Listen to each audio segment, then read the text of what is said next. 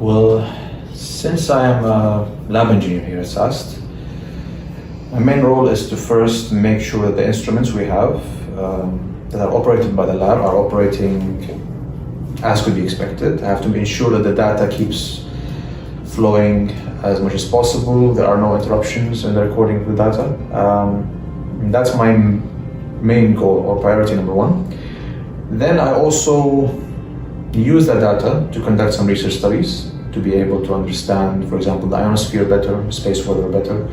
And based on my research, I should be able to publish papers in renowned journals. Well, my interns, I've designed a program for them that allows them to improve their coding skills and as well as introduce them to how we conduct research here. So I've given them one of the data sets we have. I've asked them to analyze it using MATLAB, a programming software, let's say. And I've asked them also to find results, to plot figures, to be able to distinguish between different results for different trades, for different days based on different seasons, for example, based on time of day, and to write a paper detailing these results, comparing it to research work that's been published before, just to see how they would be able to do. And to be honest, they really surprised me. They learned the skills they had to learn really quickly, and they were able to submit an abstract to a conference so far, which is really, really good. Something that we're currently working on is trying to understand strange features that we see from the ionosphere here in our region, in the Arabian Peninsula region, let's say. Because we have observed features that are not available anywhere else in the world.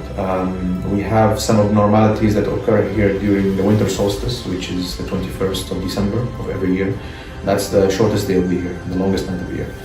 And we are trying to see how we can explain these features based on data that we're observing, as well as some theoretical backgrounds. So that is mainly our current project, or what we're working on. Our future project, what I'm planning to do is to work on an ionospheric model.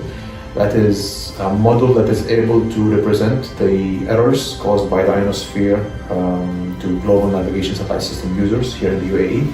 It's very important because it will allow them to correct these errors, which are the most significant out of all of the errors for any global navigation satellite system, and to improve their accuracy.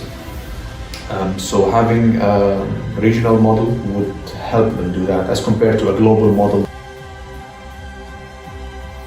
Since we are the only ionospheric and space weather lab in the UAE,